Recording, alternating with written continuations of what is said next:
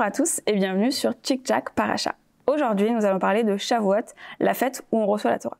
Vous connaissez sûrement l'histoire, le peuple juif s'amasse autour du mont Sinaï, cette jolie montagne si humble et couverte de fleurs, pour recevoir la Torah dans les tonnerres et les éclairs. C'est une fête qui célèbre un événement unique et pourtant, parmi toutes les fêtes juives, c'est sûrement la plus oubliée. Il y a des traités entiers sur Pessah et sur Sukkot, mais aucun sur Shavuot. Ah, il y en a bien un qui s'appelle Shavuot, mais il parle des serments faits par les témoins. Ce n'est donc pas pareil.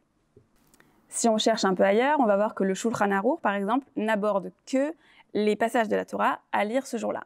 Et le Réma, quant à lui, ne fait que citer les coutumes, les minhagim liés à ce jour-là, comme le fait de manger des plats à base de lait ou de fromage et de décorer les synagogues avec des fleurs et des feuillages. Faudrait-il déduire de cela que cette fête est moins importante que Pessah et Sukkot? Impossible, c'est tout de même le jour du don de la Torah. Alors pourquoi pas de mitzvot? Dans la Gemara tout de même, les sages s'accordent à dire qu'il faut se réjouir d'une manière spéciale à Shavuot. Et la Gemara va d'ailleurs citer Rav Yosef qui tenait le jour de Shavuot à le fêter avec un veau d'une qualité spéciale, car il disait « Sans ce jour-là où la Torah a été donnée, combien de Yosef comme moi y aurait-il sur le marché ?» Il voulait dire par là que sans le don de la Torah, il aurait été semblable à tous ces autres hommes qu'on peut voir dans un marché ou ailleurs, et que c'est grâce au don de la Torah et à son étude qu'il a pu devenir le Rav Yosef qu'il était. Et donc, d'où l'envie particulière de se réjouir ce jour-là. Mais on pourrait se demander, si Shavuot célèbre un événement spirituel, comment se fait-il que tout le monde dans le Talmud s'accorde à dire qu'il faut un festin?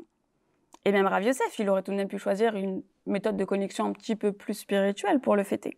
Pourquoi a-t-il choisi de faire encore un festin avec encore une bonne viande?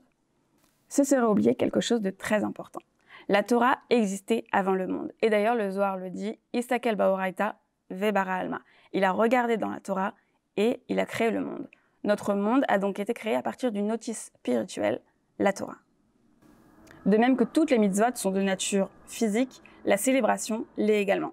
Rav Yosef a fêté la fête de Shavuot de la manière la plus concrète qui soit, parce que célébrer le monde, c'est célébrer la Torah. La fête n'a pas besoin d'aspect supplémentaire parce qu'elle se suffit en elle-même finalement. Le jour de Shavuot, nous avons reçu la Torah, mais nous sommes également devenus un peuple.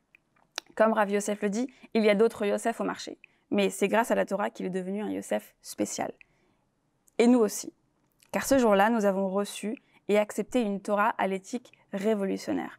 La paix sur terre, l'éducation universelle, ne pas tuer, ne pas voler, s'occuper de l'orphelin, de la veuve et des pauvres.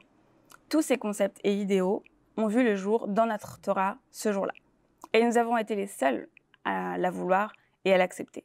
Ce jour-là, nous avons accepté notre rôle dans la société et la civilisation en tant que peuple qui a accepté la Torah quand d'autres l'ont refusée. Shavuot, c'est donc le retour à l'endroit où tout a commencé et le rappel du véritable objectif de la Torah et de la raison pour laquelle Dieu nous avait emmenés à Sinaï. C'est grâce à ce jour-là que nous sommes devenus des hommes et des femmes semblables à ceux que l'on peut voir ailleurs, mais différents, car propriétaires d'une Torah unique. À Shavuot, nous célébrons notre nation, notre unicité et notre Torah. Bon Shavuot!